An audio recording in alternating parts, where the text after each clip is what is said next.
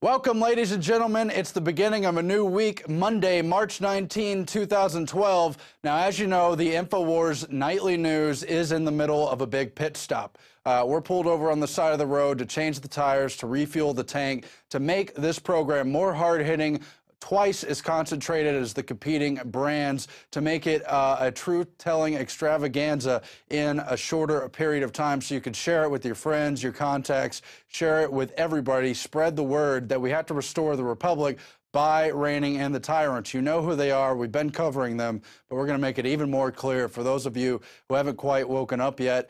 We want to thank, as always, our great supporters, our audience, especially those PrisonPlanet.tv subscribers who make all of this possible. We do not have corporate sponsors. We're not liked by the mainstream. We're not liked by the big foundations and corporations that we attack nightly on this program. So we do depend on you. And if you think this is a valuable program, we appreciate even more of your support. If you don't support us financially, please help us get the word out. Now, we're, of course, trying to up our game. We're trying to find new reporters. We're reworking graphics packages, and we're working with the staff we have now so that everyone has a chance to get a break and so that they're fresh and hard-hitting when they do come on the program.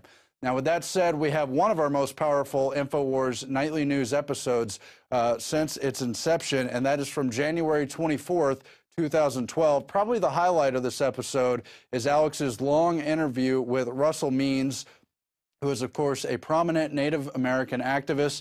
We've interviewed him before in special long form. That's up on PrisonPlanet.tv. We went to the Pine Ridge Reservation up there where he lives. And but in this program, Russell Means really comes on to talk about the overall decline of American culture, how really everyone is on the reservation now. Everyone is headed for that concentration camp, whether in metaphor or reality, as global imperialism rises, as tyranny spreads globally, as everyone gets taken over, as the former minority groups who were kind of isolated and vulnerable have already been largely hit. Now everyone's going to take a hit. And you see that in the news segments from this program, as well as Alex covers a wide array of statements from George Soros. George Soros, who says, get ready for class warfare in America.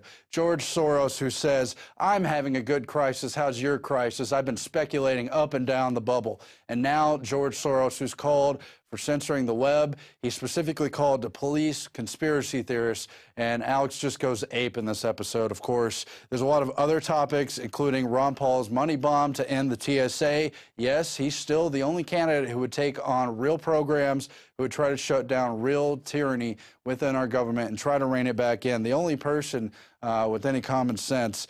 Anyway, you've got statements from people like Rush Limbaugh saying Ron Paul sounds like a terrorist. He sounds like the Islamic extremist. You've got talks about how SOPA and PIPA and comparable legislation are still alive, how the tyrants who want to take over the internet and end free speech there so they can selectively rein it in and shut it down are not stopping. You've got weird technological police state developments like the red spotlight to mark pre-crime suspects that they unveiled in New Jersey. We covered that earlier in the year. You've also got military exercises in Los Angeles. You've got Monsanto saying there's no need or even value in testing genetically modified foods for humans. No need to test Soylent Green either. You already know it's made of humans. You've got Monsanto also being connected with infertility through its Roundup herbicide agent. And you've got all kinds of other stuff, reports on old dinosaur nests filled with 190-million-year-old eggs and a whole lot more. Of course, as part of this episode, you've got the powerful Darren McBreen, man on the street. He talks to people about mandatory vaccinations. Should we have ever gotten to this point? Is it okay for students to be forced to get vaccinated to go to university? Is it okay for military people, for nurses and medical workers? Is it okay to tell you you have to take a flu shot when they put cancer agents in it and when it's got a live virus in there and when it's not even proven to stop the flu or even to be effective against it, as they really just guess at what the strain is going to be? So all that and more is on this episode. Thanks for watching. Don't forget to spread the word. squared, and we'll be back in hard-hitting form next week with the all-new, revamped Infowars Nightly News. Stay with us. Thanks for watching.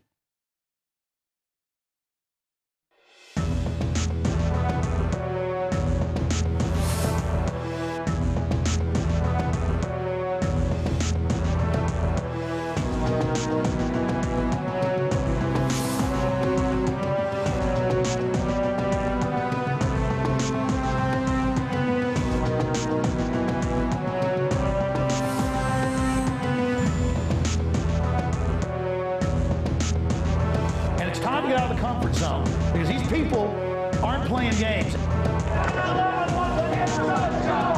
9/11 was an inside job. 9/11 was an inside job. We're going to organize. Humanity's going to come together.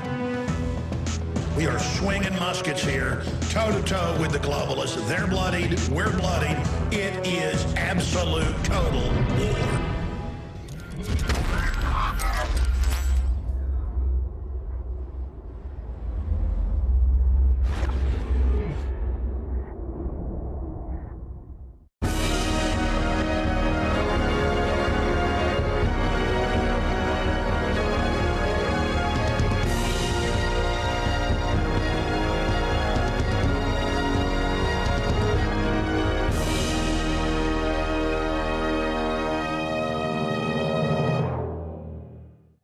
We are locked and loaded. It is Tuesday, January 24th, 2012.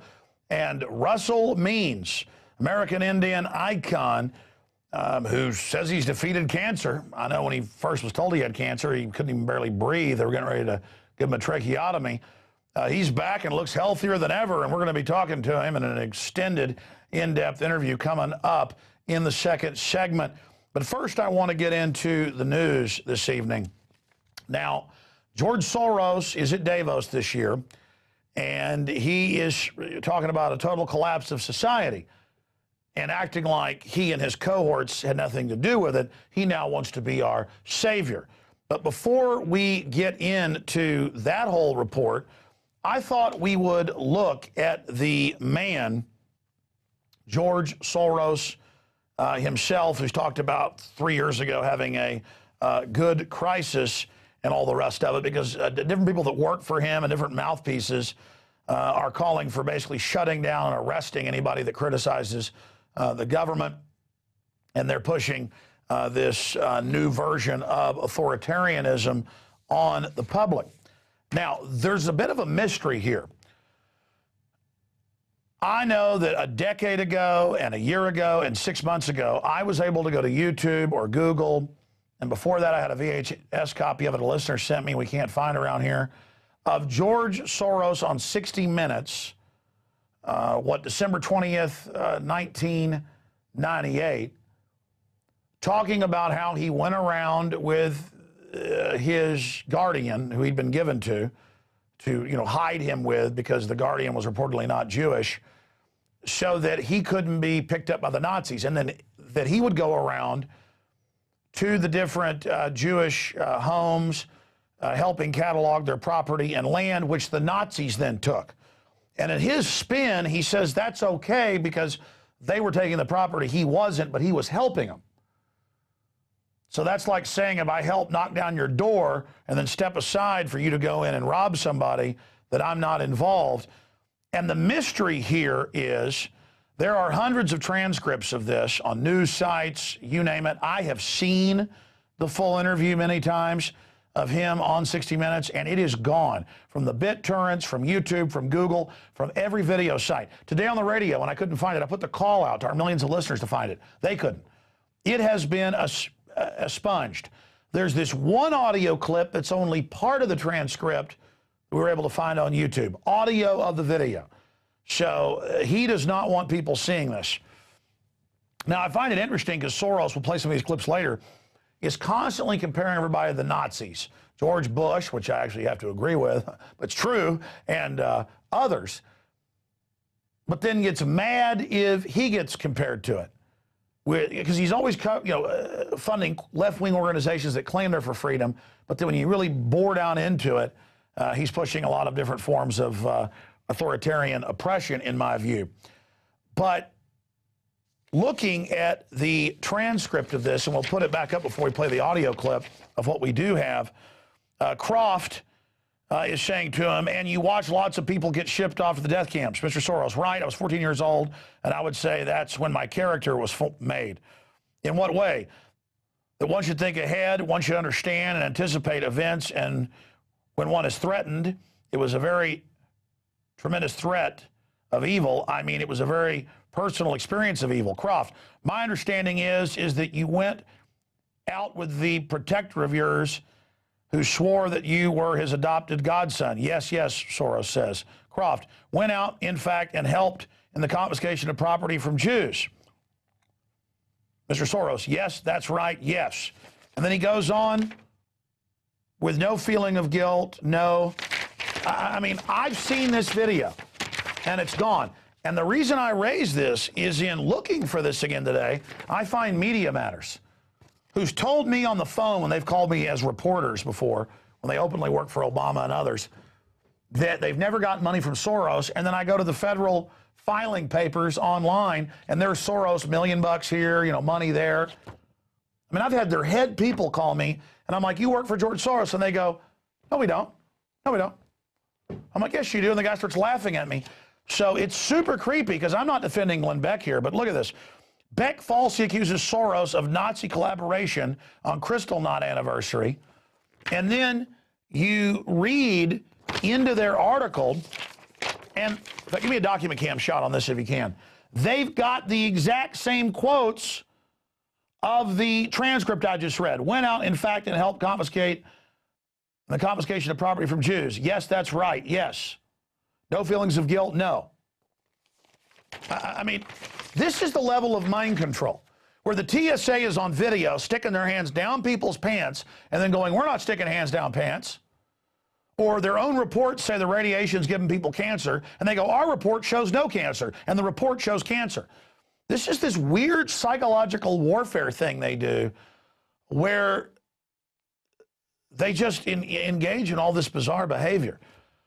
And I mean, I could see that sliver of truth there, that grain of truth that, well, I was 14 and they'd have killed me if I wouldn't have done it. But still, it's technically collaborating with the Nazis. I mean, that is what it is.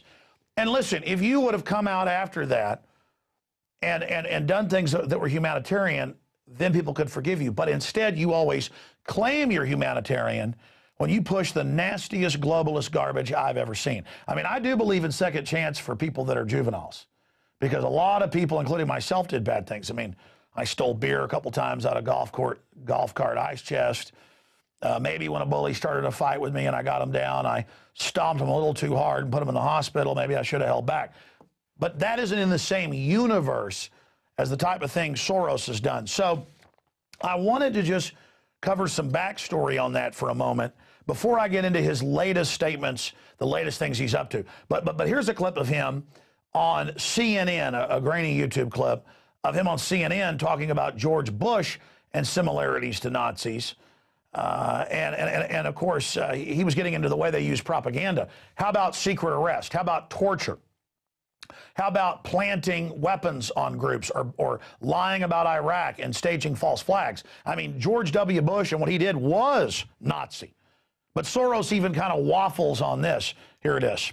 Now, when a lot of people hear comparisons between President Bush and Nazis and communists, they're going to say, George Soros, you've gone over the top. You actually picked up the most incendiary part of the book, and I am very careful to draw a clear distinction between the Nazi regime and our open society, because we are a democracy. But there are some similarities in the propaganda methods which I pointed out. Okay, now we're going to get here in a moment to the only clip we can find of the audio, not the video of him on 60 Minutes, where he talks about it being this great time of his life. You know, they're surviving during this great time of crisis and the incredible confidence they had, basically running around helping the Nazis. This happened not just in Hungary and Poland. in Germany and other areas, actually, if the Jews didn't pay protection money to the Nazis, they were not allowed to get out of the country. But they were not allowed to pay protection money and go to New York or other places. They had to go to Israel. And it turned out there were a bunch of Zionists, this is a big dirty secret, who actually profited from robbing their fellow Jews and not letting them escape to New York and putting pressure on New York and, well, more importantly, England. New York did allow, the United States did allow some people to come in, but England wouldn't let any of them in. And it was a conspiracy theory in the news post-World War II during the last few years to say that Hitler was exterminating people. So that's one of the reasons today people then go around and say that Hitler didn't kill any Jews, because that was already being said in the news to anybody that pointed out that Hitler was killing Jews. And Hitler was killing Jews and a lot of other people. And there have been some Jewish professors and others in the U.S. that have written books on this subject. You always have mafias over racial groups or religious groups who will work with outside oppressors to kind of be the minders and the managers of all of this. And it's truly disgusting. Truly disgusting. In fact, again, we have this short little clip. This is all we can find. This is the only audio of the video out there. We read you the transcript of the really damning stuff. But here he is on 60 Minutes. It was actually probably the happiest year of my life, that year of German occupation. For me, it was a very positive experience. It's a strange thing, you know, because you see incredible suffering around you, and in fact, you're in considerable danger yourself. But you're 14 years old and you don't believe that it can actually touch you. You have a belief in yourself, your belief in your father. It's a very happy-making, exhilarating experience. And while we're at it, we'll cue up a clip of him at Davos a few years ago calling for, this new world order and China being a big part of that, which of course they are. The Chinese communist leaders fit into the authoritarian model quite nicely. Before I get into why I'm raising George Soros today, it's just that when he talks about collapse and martial law and all this stuff, folks better listen, because he's only going to start making noises about how terrible it is when he thinks it's getting very, very close. And I know Russell Means wants to talk about that. Coming up in the interview we're going to be doing with him later, I asked him, what do you want to cover first? He said economic collapse, hyperinflation. So we'll be talking to that on that subject coming up.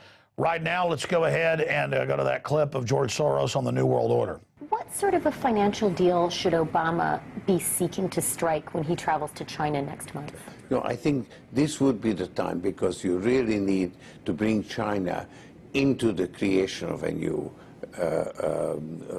world order, financial world order. Okay, so my issue with Soros is he's financed all these color revolutions in former Eastern Europe, and they replace kind of the Russian quasi-puppets with Western puppets that are even more oppressive.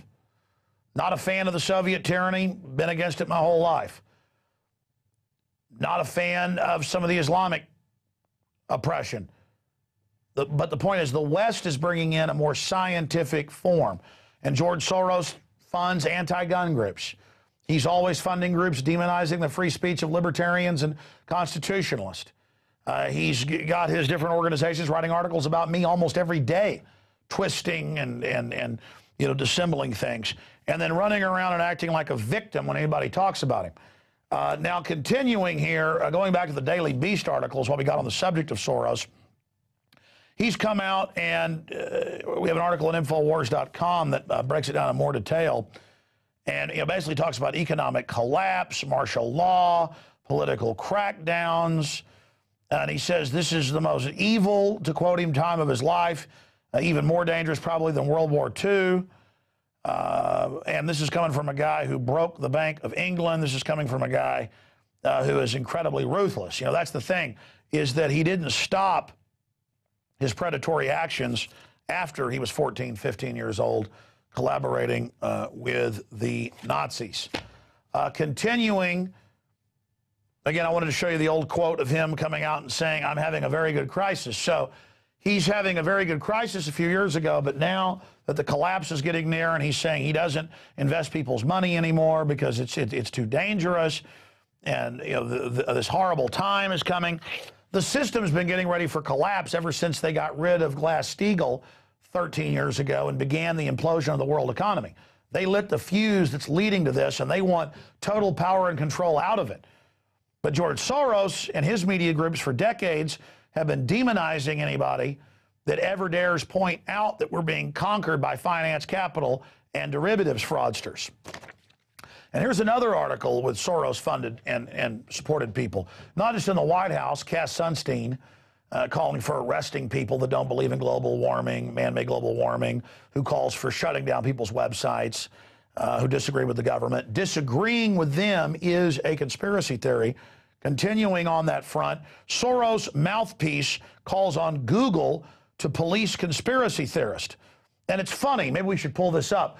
Google has announced today, it's big news, that in their terms of service now, you have no privacy. And I was talking to some of the IT people. They said, one of the IT guys came in and said he was searching Google, and it popped up with a thing of, hey, your buddy, Max, was looking at this Austin company, and he thought it was interesting. Google's now doing what Facebook does. And Max said he had done some work for that company 2 years ago, and Google had a complete database and his name attaching him to it. They can put in fake info to set you up. Information can be misunderstood by people. The list goes on and on.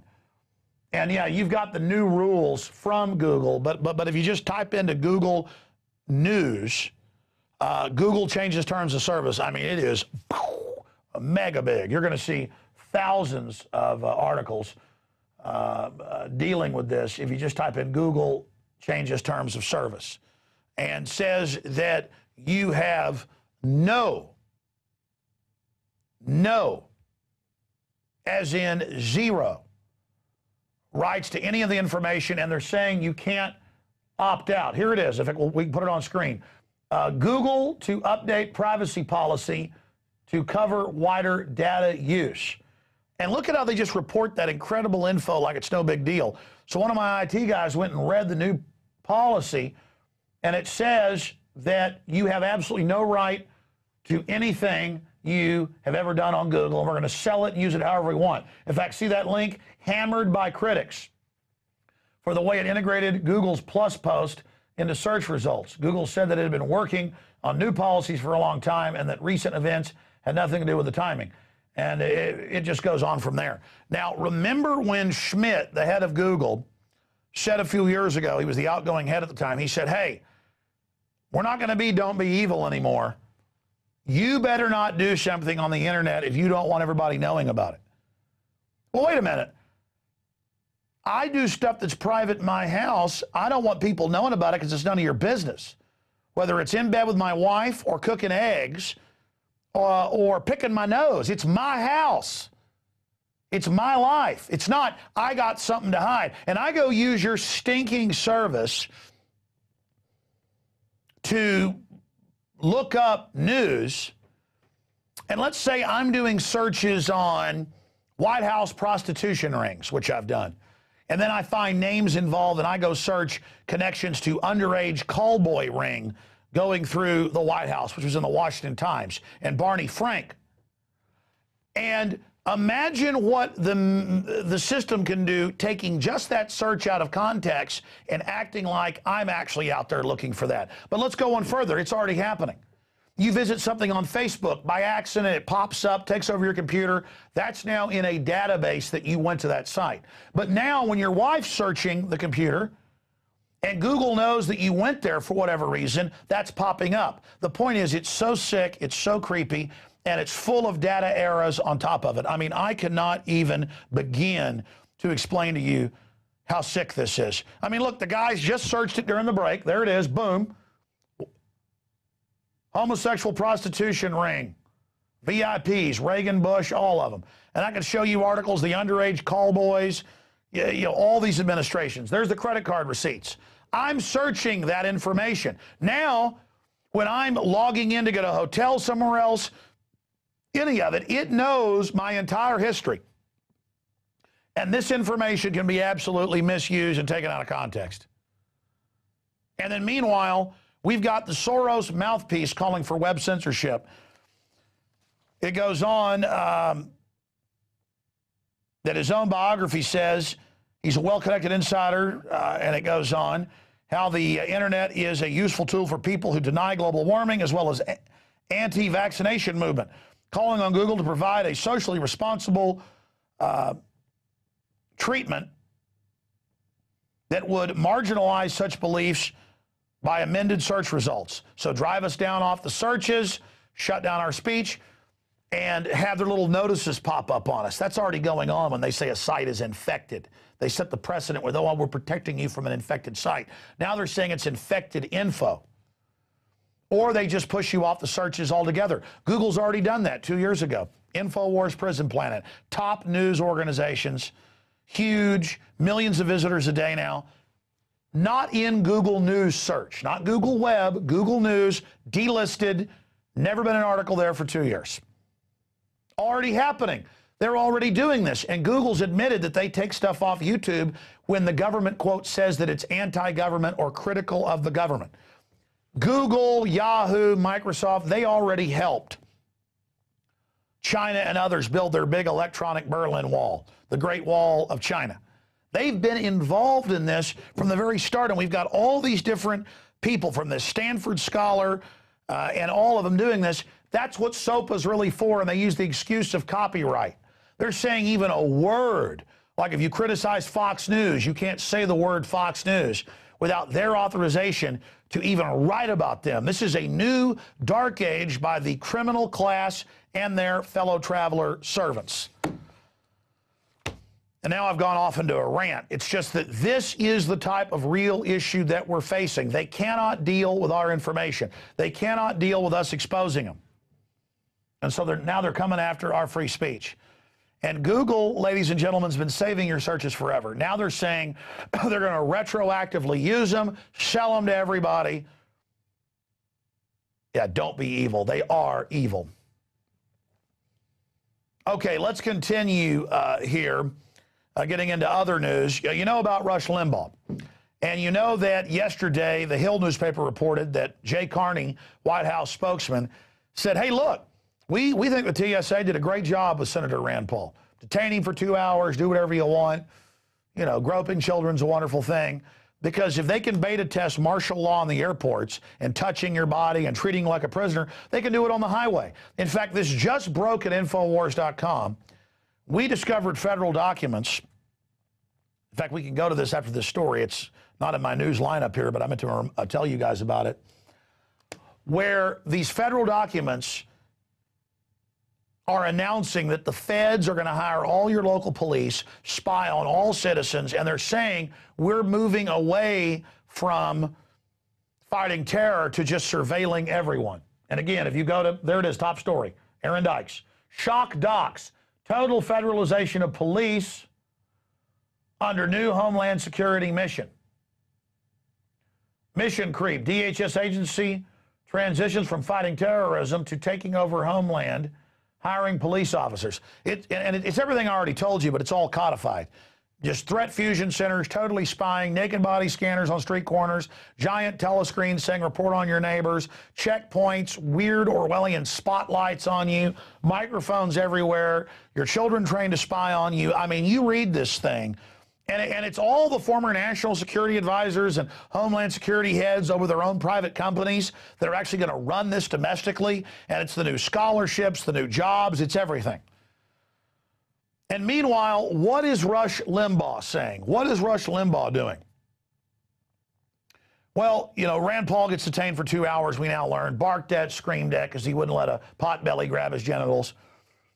Turns out they have the metal detectors where they beep when they want to search you. This has happened to me where they go, well, it selected you for a random search. But I've talked to my sources inside the government. They actually hit a button when they want to search you. That now happens when I fly out of Austin. They come over and go, hey, you're a troublemaker. Get over here. We'll show you who's got the power. Guy actually told me, you know, troublemaker. And I go, where are you going? He goes, I know who you are. And I'm like, you are actually a sack of crap. I mean, you're a pathetic little worm who doesn't like my political speech, so you're going to act all powerful with me. Man, I tell you, this world is run by guys that can't get women and who are just losers and hate everybody. But side issue. The point is that this sack of crap, I didn't know they could stack it that high. Went through this whole power trip with me. Well, now Limbaugh, Ron Paul sounds like an Islamic terrorist. And he goes on to say, well, they've stopped Rand Paul, but I think, you know, it'd be reasonable if they stopped Ron Paul because he might be a terrorist. And again, it's like it's a joke, but it's not. This is the way they're shifting the whole Homeland Security system now to the white Al-Qaeda and all their TV ads and to domestic groups. And all the guys in the ads are wearing John Deere hats. You know, again, they sold the good old boys on taking people's rights because it was just for the brown people. And now they're selling everybody on taking the rights of the white people. And it's like that Jet Sprat could eat no fat and his wife could eat no lean. So in between them, they lick the platter clean. You got the white folks saying, well, I'm not really racist, but the brown people are scary. Secretly arrest them. And then they tell the brown folks, hey, the white people, you're not really racist, but they are kind of scary. They're all terrorists. And again, they just all sell it in a balkanized way. And so it's this whole rollout by the narcotics trafficking, criminal, gun-running, fast and furious, scumbag government growing opium publicly in Afghanistan that's stolen tens of trillions and is starting World War III. Let's go ahead and go to that Rush Pimp-Bah clip. Kentucky Senator Rand Paul has been detained by the TSA at the Nashville airport. He set off the alarms and refused a pat-down, so they detained him. He sent his dad a note about it, and it's become a big story out there. Now, if this had been Ron Paul, you couldn't really blame the TSA. You have to admit, Ron Paul almost sounds like an Islamic terrorist sometimes. But this wasn't. Gotcha. Let's go back here. This was Rand. That's good. Now, Rand didn't set off alarms. When you go through them now, they'll beep in a Pavlovian way to make you think you did something wrong. And they go, oop, the scanner chose you. It's a different beep than the metal, because I went through no belt, no shoes, through the athlete's foot, through all the disease at the Austin airport, and it beeps. And they go, oh, it's chosen you for a random search. It's all this Pavlovian buzzers, beepers, potbellies there to stick their hands down your pants. Ooh, Miss USA, it's over for you. TSA workers have gone public and admitted, when a hot woman's going through, they got managers there that go, naked body scanner. It doesn't matter. Americans will sacrifice everything on the altar of slavery. I mean, it's so creamy and good to have your children abused by these people. It's like a sacrament of land of the coward, home of the ostrich, home of the slave, home of the head in the sand. And so just enjoy. Take extra vaccines. Enjoy the highest cancer rate in the world. And growing. Okay, but Ron Paul has slammed the TSA and announced a money bomb. He slams out-of-control police state and uses it to try to raise money to fight the tyranny. He says donate so he can become president to end the TSA. Why are the average senators and House members for this? Because they've stolen so much money in insider trading and good old boy deals in Congress. They all got private jets and are exempt from all this, just like Limbaugh. Okay, continuing, here's another one. Ron Paul ignored in GOP debate once again. Congressman was afforded less than 6 minutes, less than everybody else. And the only question he got was, when are you going to drop out of the race? So that's all part of the criminals molding reality. Hey, to all the people who support the system and think you're on the winning team, you're the people that are actually going to throw yourselves out because you're so overconfident and hubris-filled and so busy stealing everything, not tied down, that you're going to destroy yourself. So I'm sad you're doing this, but, you are what you are. Continuing, Monsanto has come out and said there's no need for or value in testing the safety of GM in humans. Now, there's all these hundreds of studies, conservatively, in lab rats and in other mammals showing every major GMO crop, not just Monsanto's, the corn, you name it, sterilizing them, organ failure, absolute hell on earth. And we're starting to see this happen in humans. Our life cycle's longer than a rat, so it takes more time to see this unfold. And Monsanto, who controls the courts and everybody, just says, hey, and has got their people in every major federal position over them, You know, they say, just don't worry about it. They say it's no big deal. Just trust us. We care about you. You know, they were also the makers of Agent Orange and aspartame, and we woke folks up to it killing people in the sodas, so now they just put it in all the, even sugar gum. There's no way to get away with it because Monsanto cares about you. Continuing, their best-selling herbicide Roundup has been linked to infertility. Really, you think an herbicide sprayed on plants that have been made to be resistant, so they absorb it and then you eat it, you think that might lead to infertility? I mean, we do have the lowest infertility in the world. It's dropping. 87% of the sperm are dead or can't swim. I mean, pretty soon we'll be totally sterile, but hey, that's okay. Everything's fine. Government loves you. Now, we talked about this a little bit on the radio today, but red spotlights to mark pre-crime suspects. And they say, you know, Homeland Security, we're face scanning, we're reading your license plate. And the AP in the clip actually says, hey, this is a great thing because it's actual pre-crime. And so now you'll just disappear because the computer says you're a terrorist programmed by a real terrorist. So we've got a clip of that. The directed red lights will be attached to existing surveillance cameras and can shoot a light beam a full city block away. If a police officer monitoring one of the city's many high-def cameras sees a crime about to occur, like someone about to get mugged, they will remotely bathe the would-be perpetrator in red light. The police are observing you, the police are recording you, and the police are responding. What, in case of drug dealers bringing in drugs that the feds didn't bring in for the local police to distribute? Or maybe if somebody's selling guns illegally that weren't bought from the ATF to blame the Second Amendment. I mean, I don't know about that New Jersey town, but most big cities are narcotics run.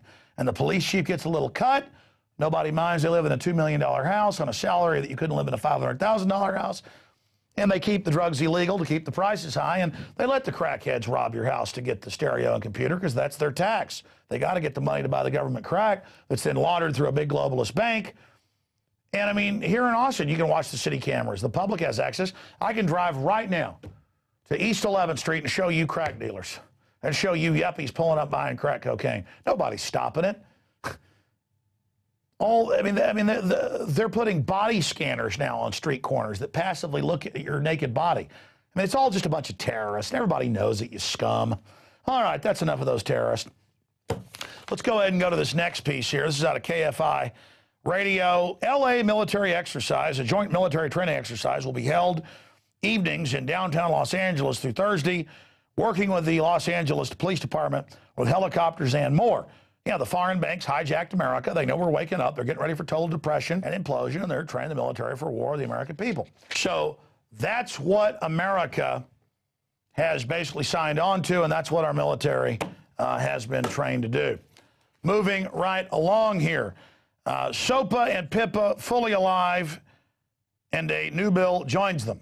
And again, I said it was a victory that they claimed they were backing off, but that's always a military tactic, is to say you're backing off and then launch an attack during the ceasefire. Again, they have nothing but contempt for a public that's let them commit this many crimes, so they're on a piranha-like rampage.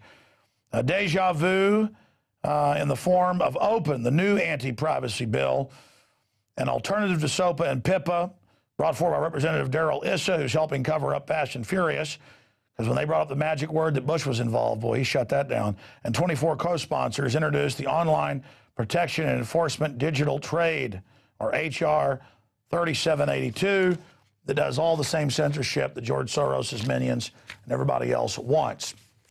Continuing here in this gargantuan issue of Infowars Nightly News, Sun hurls strong geomagnetic storm towards Earth. Why don't the control freaks just give us a law to stop that? When it hit us, it's like a big battering ram that pushes the Earth's magnetic field. And they go on to break down the fact that the energy causes Earth's magnetic field to fluctuate. So the sun, the main driver of our atmosphere, is going pretty wild right now. Continuing, oldest dinosaur nestling site ever found contains hundreds of 190 million-year-old eggs. Yeah, for not even very much money, I bought my dad a prehistoric crocodile skull out of Morocco, and it's just, they are digging up just hundreds of thousands of different prehistoric lizards and dinosaur skeletons and eggs. Very, very interesting. The excavation site in South Africa belonged to the prosauropod dinosaur and predates other nesting sites by at least 100 million years. So truly, truly mind-blowing. And continuing with science and tech news, to spy a black hole, astronomers will build a virtual globe-spanning telescope. The thing we will actually see is light just barely escaping from a black hole, said Dan Marone, a University of Arizona astronomer involved in the new project called the Event Horizon Telescope. Event Horizon is a good horror movie, by the way. Astronomers call black holes the most baffling objects in the universe. The power gravity of these collapsed stars is everything around them, and no one has ever taken a picture of one. The reason: no single telescope is powerful enough to spy one. The black hole, the center of Milky Way, is a wee in the sky as a baseball on the moon. To see it, astronomers will synchronize a network of telescopes into an Earth-sized super telescope. I don't know how it's an Earth-size, even if they synchronize all the telescopes, but whatever. I'm sure it means something my feeble brain can't understand. All right, we're going to go to break and come back with Russell Means, who's battled back from cancer. They told him he wouldn't survive long, and he didn't go with the chemotherapy and radiation. He'll tell us how he's beaten it so far. Just incredible information coming up. But I want to give you a quote from Adolf Hitler, since we were talking about authoritarians and people that use financial crises to gain control of society, like George Soros. Thought I'd give you a 1934 quote. "What luck for the rulers that men do not think. All propaganda must be so popular, and on such an intellectual level that even the most stupid of those towards whom it is directed will understand it. Terrorism is the best political weapon, for nothing drives people harder than the fear of sudden death." Speaking of Hitler, Hitler was big on medical tyranny. That's the first groups that he went after and oppressed, was the handicapped, the mentally infirm. It was called racial hygiene. He was also big on forced inoculation. And now in the U.S., California has passed an unconstitutional law saying they'll shoot your kids up with vaccines without your consent. And, of course, we now have the American Medical Association coming out last week and putting a paper out saying, you know, the public's not taking our shots that Big Pharma pays us to push. Let's just make it mandatory. So our very own Darren McBreen, Infowars Nightly News reporter, went out on the street in Austin, Texas, to ask the public, hey, do you think the government, lobbied by foreign corporations in many cases, with vaccines made in China, should force you to take vaccines? And they're always adding new vaccines to the list. This is in our medical tyranny section. We'll talk about it more with Russell Means coming up after the break. Here's Darren McBreen. Should it be mandatory that all students who attend school be vaccinated? That I'm not sure. I would say yes. I would think it's a good thing, but mandatory, I guess that could violate some people's rights. No, it shouldn't be mandatory for students to have vaccinations in order to attend public school. No, I don't think it should be mandatory to get vaccinated before attending college. I do believe they should be vaccinated. I think it should be voluntary. And tell us about, you said your sister chooses not to. Yeah, she's in Portland, Oregon. She has 3 kids, so she chooses not to vaccinate. And she actually actively fights against not vaccinating children, not having it as a requirement. I think it's always everyone's decision, though. I don't think you can force anyone to get vaccinated. Vaccines, I don't trust them. I don't get my flu vaccine. Interesting development in California. They just passed a bill legalizing children consent for vaccines, if you could believe it. So 12 years old and above, they can actually consent to vaccinations for Gardasil and hepatitis B. What are your thoughts on that? I think that's a bit early in life to be putting this decision on kids. I don't think minors should have the ability to make these decisions. It's up to the parents. Well, I think children over the age of 12 probably don't have all the mental facilities to make a decision like that on their own. 12 seems a little young. I don't know how you can make an informed decision when you're 12. I don't even think I would know anything about vaccinations when I was 12. So. Well, they don't let kids do anything else without parental knowledge. Why would they do that? I mean, that's ridiculous. Parents are responsible for their children. It should definitely be the parents' choice over the students. Totally the parents' decision what they do with their children, where they go to school, and what vaccinations they get. Do you think that any of the vaccines pose a risk? Potentially, yes. Starting January 1st, California minors as young as 12 years old have the right to get preventative treatment for sexually transmitted diseases without parental permission. That includes the HPV vaccines, Gardasil and Cervarix, which help prevent many strains of cervical cancer. A group of children are going to go to school who've not had the vaccine, and they are going to be shown a film. And they say, children, we're just going to show you this film, and they don't tell them that it's sponsored by the pharmaceutical industry, but they will show them a film, and it will show the horrors of cervical cancer. And those children will be frightened, deliberately frightened, into getting the vaccine. Don't tell your parents, kids, but you get this vaccine, because this is going to happen to you if you don't get it. This is a $50 billion a year industry, and it's time that we expose what these merchants of death are doing. Their vaccines don't work, and they've been linked to killing people and maiming others. Big Pharma, obviously they're making billions of dollars, so do they have an incentive to push these on the people? Oh, yeah, this is all big business. More money. Yeah. I have my suspicions about pharmaceutical companies influencing political, the same political sway, bills being passed to force people to get vaccines. Every piece of information that is in accordance with that vaccine, side effects, the good side effects and the bad side effects, everything should be made public or available to the patient so they know what they're getting themselves into. I would say do actual research into the drugs instead of hearsay. You can't force anyone to do anything that they don't want to do. So at the end of the day, I don't think you should be forcing that at all.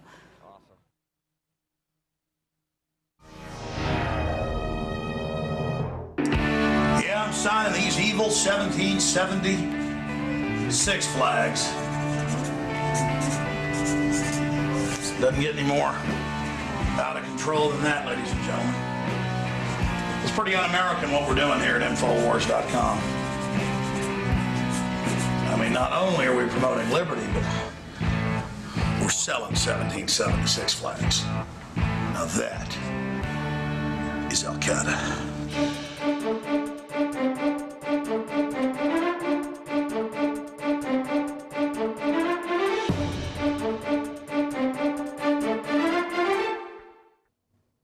The American people,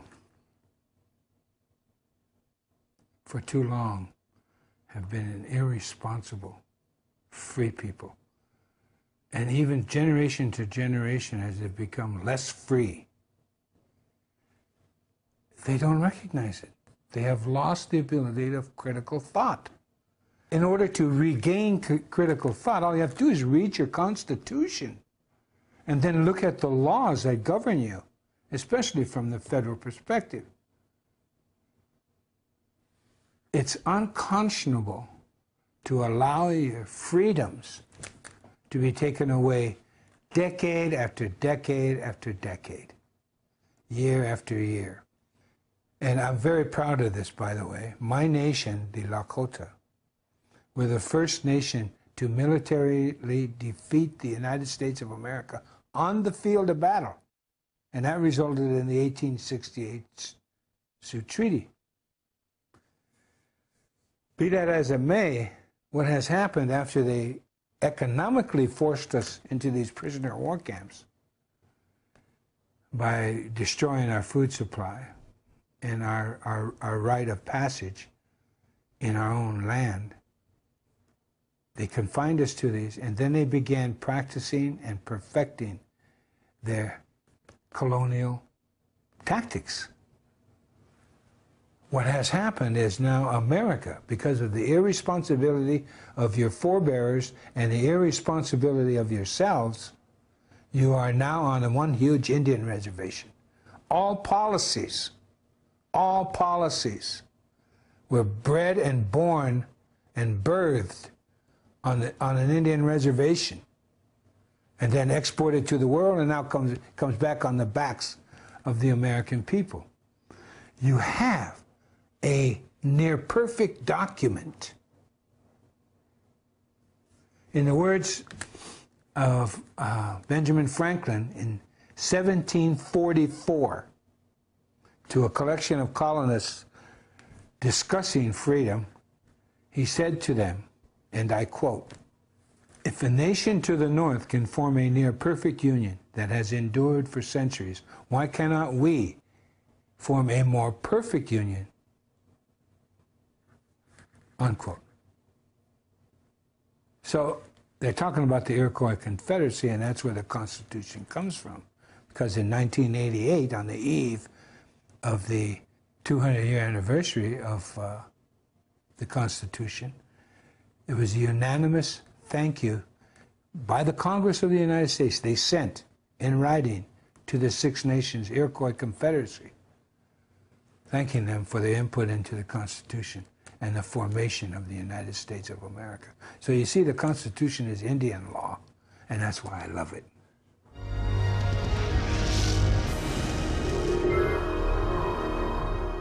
That's a short excerpt from Welcome to the Reservation with Russell Means. Last year, some of my crew traveled to the Lakota Nation to talk to the iconic actor and political activist, human rights activist. And I think it's one of the best overall works out there, really showing you what Russell Means stands for, not what the controlled corporate media and others say. And I'm proud of the work that we did with that and the great job that Russell did. Of course, he really doesn't need much of an introduction. The LA Times has described him as the most famous American Indian since Sitting Bull and Crazy Horse. He, of course, led the 71-day armed takeover of the sacred grounds of Wounded Knee, while the FBI and others poured in tens of thousands of rounds of ammo at them. He also joined the longest walk in '78 to protest the new tide of anti-Indian legislation, including the forced sterilization of Indian women. George Herbert Walker Bush headed all that up and then went to China to carry out the operation there. He also, of course, has been in dozens and dozens of famous movies and is an iconic individual. And he's helped lead the movement for the Lakota Nation to declare independence. And that's had a lot of success. And he has, the doctors told him, he was basically a goner. He's defeated cancer. Just amazing. So there's so much to talk about with Russell. Right as we got him on here during the break, I said, what do you want to talk about? The cancer, the NDAA police state, the new wars, all the things that are going on. And he said, well, I want to get into the upcoming economic collapse. And that's certainly happening right now. So we'll get into that first with Russell Means joining us from his home. Russell, great to have you on with us. Thank you. Great to be with you again. So much has happened, but you predicted many years ago this economic implosion. It's here. You got criticized for not worshiping Obama. Now it's been proven that he's owned by the same people as Bush and others. You're being vindicated yet again, Russell. Well, it wasn't hard at all. It's pretty easy to figure out which way the America is going. It's it's called a country founded on deceit will die by deceit. And with all the broken treaties, which is a violation of the Constitution, and then the ongoing violations of the Constitution against the American people, starting in the 1870s, even before that, in the 1840s, when they created the corporation, and then on to 1913 to the New Deal, on and on and on. As we go through American history, we see how they continue to put the handcuffs on American people. And now it's complete. We're a police state, no doubt about it. And the American people haven't risen up yet. I don't understand it, and I condemn it. But, occupying a public park is not a meaningful strategy to get something done.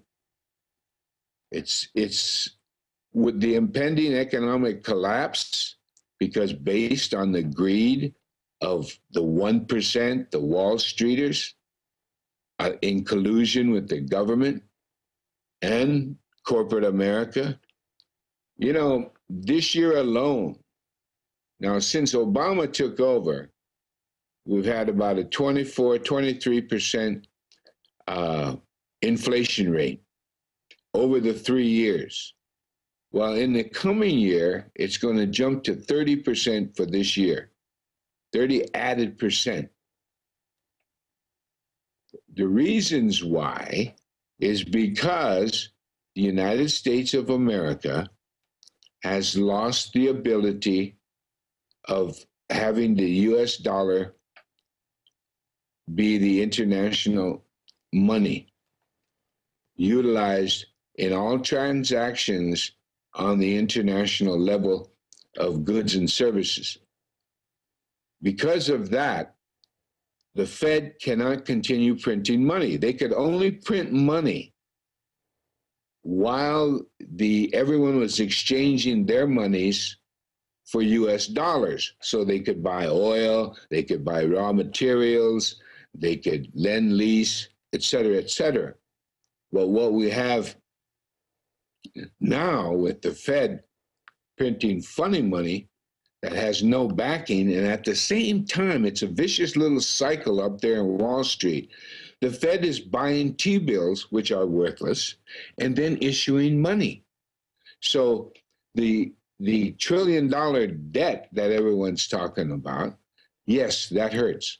It has to be dealt with immediately, but it's too late. It's too late. The coming 30% inflation rate is what's going to happen in America?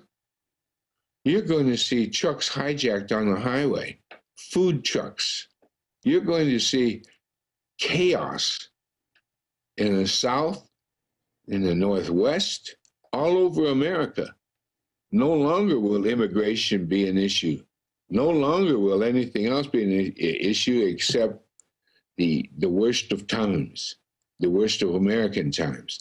And now you can't criticize the federal government without disappearing, going to Guantanamo or some like prison.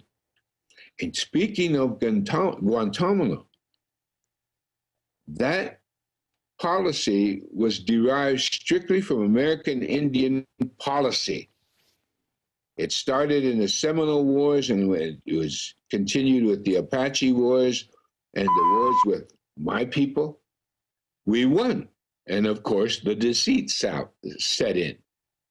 All I'm saying right now is we know the history, we know the contemporary times, and yet, because of the impending collapse, with that cycle of money, of the Fed issuing money, that is why it's called funny money.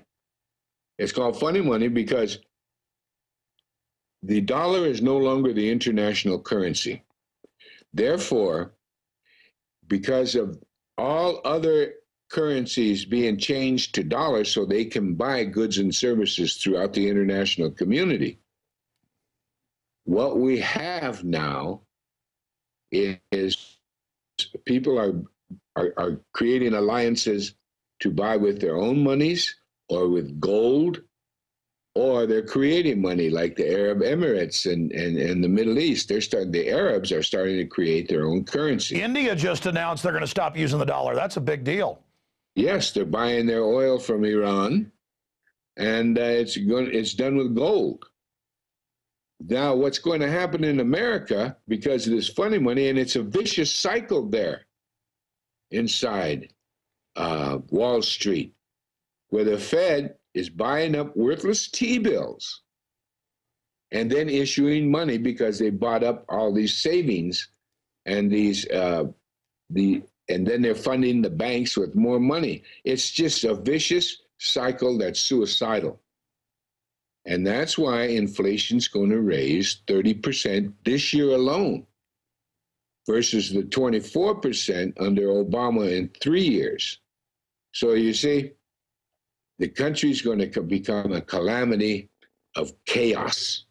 You're going to have trucks hijacked on the highway, food trucks hijacked on the highways. It's going to be a dangerous time in America, and it's going to begin at the end of this year. Well, as you know, in Argentina 10 years ago or 11 years ago, the same thing happened. They were very wealthy, but they had the same inflation happen. And you're always extremely well read. You're always up to the minute. The Davos meeting, as you know, the big global banksters are meeting in Europe, and they're actually saying, George Soros and others, that total collapse, worst time in history, worse than when George Soros was even involved as a trader in World War II. He's actually saying that All these other big bankers are saying that, and they've covered up the inflation so far, but you're right, it's now accelerating, and their answer is Homeland Security drills, practicing to lock up the general public, practicing, they're in the news again saying arrest people that criticize the government. They were detaining Rand Paul and groping Ron Paul at the airport. And Rush Limbaugh said, well, they don't want war, so they're terrorists. I mean, he actually said this. So they're sending up trial balloons now to actually use the National Defense Authorization Act on the American people. And as you said, for decades, and I've studied the history, it's true what you're saying, Hitler, the British, all of it, used their concentration camp models and their city lockdown models that they've used in Fallujah and Iraq and other areas, was all beta tested here. And now, isn't it fitting in a sick way that everything that was pioneered here in the United States is now going to come back on everybody? On everybody. And that's why I mentioned that famous saying about deceit. A country founded on deceit will die by deceit. And this country, you know, it's a very disparate country. You have the South, you have New England, you have the Mid-Atlantic states, you have the Great Lakes, you have Texas, you have the Southwest, the West Coast, the Northern Plains, the Southern Plains, et cetera, et cetera. We have a very disparate country that's far from really being unified as a nation state because of our lack of culture. Now, when we have a lack of culture, there goes the value system. And the value system in America is one of convenience. Everyone in America will do anything for convenience. Like your Apples, you know, you own about 5 different kinds of computers that you can carry around on your person. That's ridiculous. I've seen them in the airplanes, you know, they carry out, they have an iPhone, they have a book, they have a Kindle book. And then their computer. It's crazy. This country of convenience. They will allow this country to do anything against the Constitution, and then they opt for convenience. Well, we do have, and I really, really, really am afraid for Ron Paul, because he's the only one talking about the Constitution and the best parts of it, by the way. And if the miracle happens and the American people wake up and they nominate him, they're going to get rid of him just like they did the Kennedys and everyone else that allegedly a single assassin takes care of, going all the way back to Abraham Lincoln. Russell, let me ask you a question from your historical research and just your gut sense for things that's proven accurate. You know, you're somebody that stood up to tyranny. You've actually done more than just occupy a square. You physically occupied your own land and faced the federal attacks. Knowing this system, what's going to happen when a culture that sold their soul for convenience, for bread and circus football, who thinks it can't happen here, what's going to happen when the bottom completely drops out and the big banksters are offshore laughing about it? What is going to happen to the average person who is very soft and who doesn't have a culture? They have this plastic corporate culture that blows with the wind. I mean, if we had 7 million people, major university studies have shown, that starved to death or died from complications from malnourishment in the 10 years of the Great Depression, and 90% of people then were self-sufficient, only 10% were totally urban and unself-sufficient. Now we have the flip, 90% are urban and unself-sufficient. Of the 10% that are in the country, only 5% are self-sufficient. I mean, this sounds like a beyond Road Warrior scenario if things really do collapse like it looks like they are, and we see government and corporations racing around, digging in, and preparing for war with the people. What are they planning? You know, it's estimated that the big cities of America have about 3 to 4 days of food for the populace. 3 to 4 days. Now, with America approaching chaos, absolute chaos, and it can't feed itself because it can't afford the imports any longer. It can't afford to buy anything. What is going to be done is this is the most well-armed country in the world. Those guns are going to be used on each other and against law enforcement. It's going to be, that's what chaos is. Exactly. It's going to be a country that's in rebellion, and they don't even know why they're in rebellion. That's the sad part of what's coming, as I see it. It's rebellion because they've lost their convenience. Is it rebellion because they've lost their self-sufficiency? It's all of the above. But without a value system, it's going to be chaos. Wow, very well said. In fact, you've really crystallized it for myself. People are just going to attack in all directions while the engineers of this sit offshore and kind of let us burn each other out. That's what they've done in Latin America. I've read the IMF World Bank documents where they say, we'll let them riot for a year. They'll beg for us to come in with the military later. So how do we use the chickens coming home to actually wake people up to go after the real threat, these corporate kleptocrats, instead of all of us just killing each other? I mean, how do we do that, Russell? You know, I've watched America go from where young people, like when I was in grade school, wanting to be grow up to be a policeman, to where now every citizen is deathly afraid of the police. The police themselves have transformed and into this agent of destruction, and they enjoy the persecution of individuals, like you see what happened in Syria. It's happening here. So I do believe, just like in Syria, this is what we're going to see in America, except America's well armed. Yes, I mean, we saw millions of guns sold in the month of December. I mean, if even just a few percentage points of the 180 million people now that own guns use them, I mean, it's going to be watching us eat each other alive, basically. I'm really afraid for America. I'm not afraid for myself. You know, these concentration camps they call Indian reservations. By the way, that's another show, because this is legally Indian reservation, federally recognized Indian reservations in America are still on the books as prisoner of war camps. And that technically, on the books of America, we're still in a state of war with the United States government. And how that came about was a lawyer friend at Guantanamo defending or trying to defend one of those so-called terrorists. It might be a terrorist, I don't know. But the point being, he in his research found out that Guantanamo was taken from Indian policy. So I and my friend, my younger brother, he's a lawyer, we went and researched even further into Pentagon files, etc., and found out that technically we're prisoner of war camps on these Indian reservations. That explains why we do not have constitutional rights.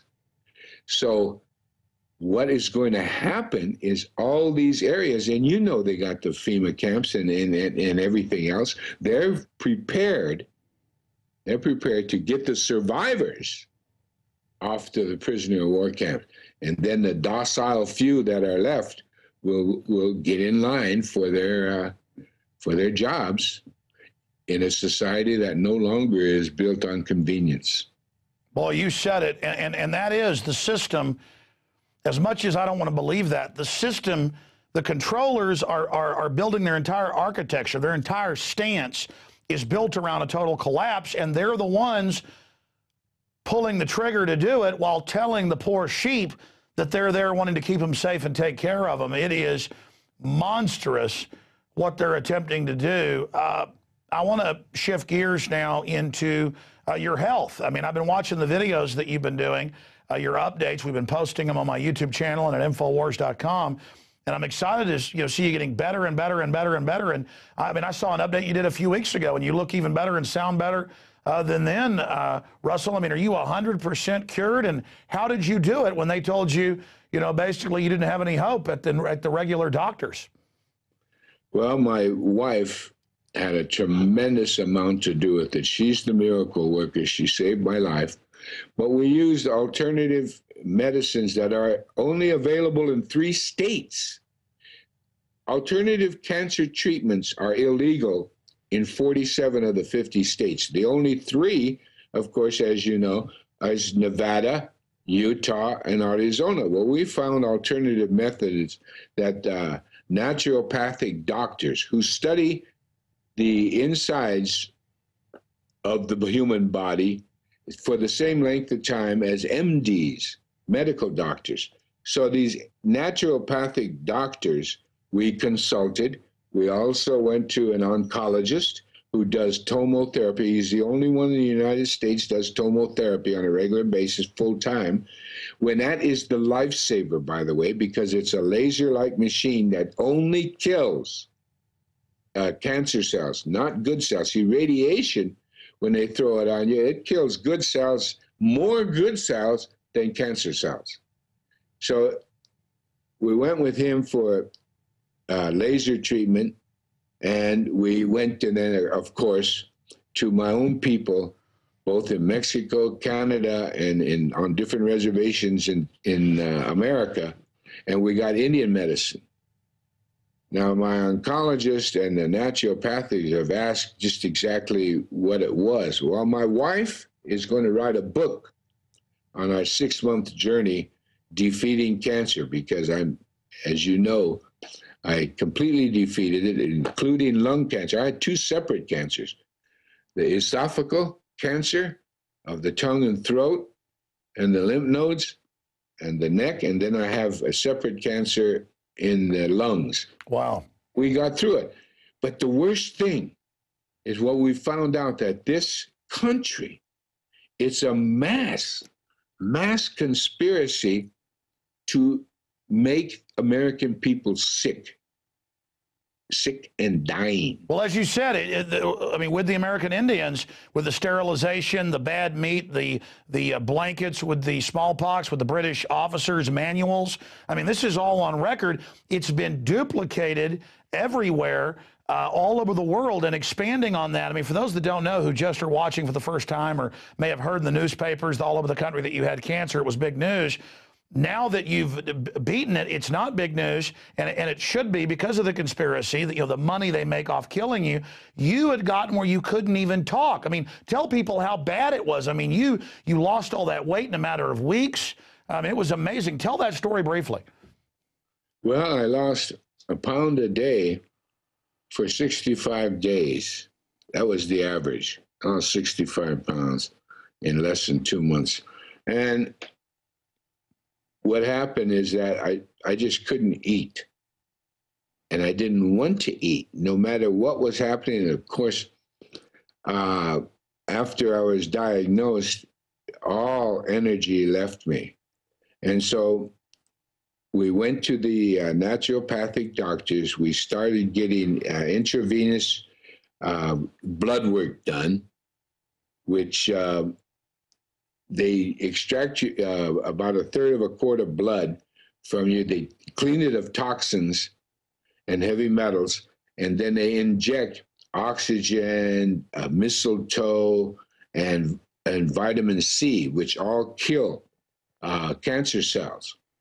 And they used other supplements that I took.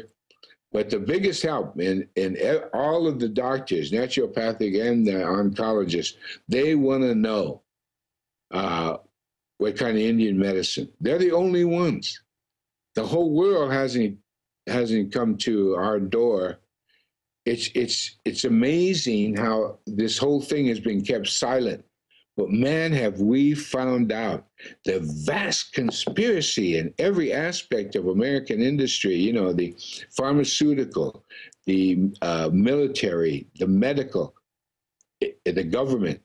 It's to disease us up and then sell us the drugs. The drugs are what make you weak and keep the recurrence of cancer coming back. All those, and I took them for a while, sugar diabetes pills, rheumatoid arthritis pills, hypertension pills. What those are made of chemicals that the human body cannot process adequately or even definitively. Oh, yeah, the additives in the food that they allow them to put in are, I mean, look at diabetes, cancer. The United States leads the world, and I've seen studies where people 50 years ago ate all the fat, the unhealthy food, and weren't fat. It's all the additives that are making people swollen with water because of the toxins, and they know exactly what they're doing. I mean, I personally finally, watching you with, cancer and others, I finally went ahead and started getting off totally, the processed stuff, taking real vitamins and minerals. I've lost 37 pounds. I mean, by eating nothing processed. I mean, it's almost instant. And it really is true that the system, McDonald's and others, in the foaming agents in their McNuggets, and I wasn't eating that, they're allowed to put silicone in it, Russell. I mean, well, it's incredible. It's only 40% of a hamburger is meat. The rest is hooves, it's cow manure, it's sores from the hides and the muscles. It's oh my God, it's gristle. What they put into hamburger should be illegal. Wow. But I mean, here you are just progressively, I mean, you're cured then. I mean, you look better than before you had cancer.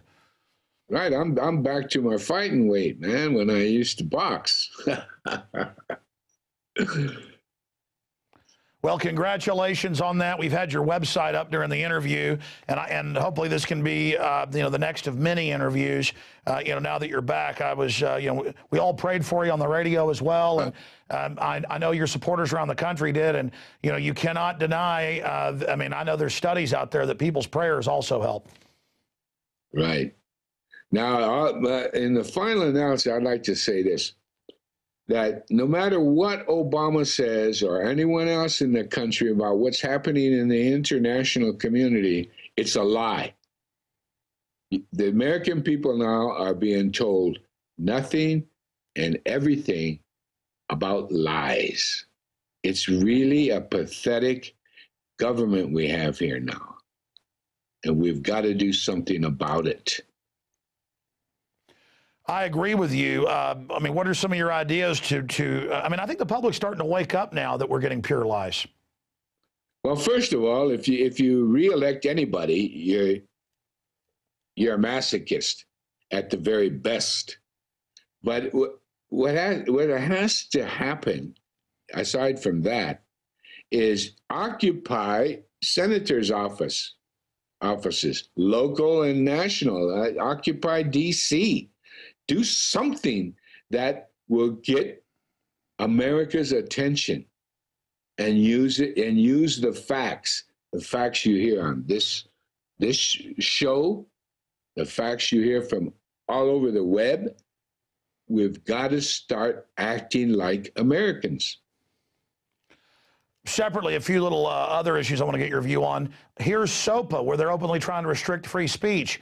Here's top Obama people we covered in the news earlier, openly saying start shutting down the conspiracy theorist with alternative medicine, people criticizing vaccines. They say arrest us. I mean, they know that people are really starting to get wise to them.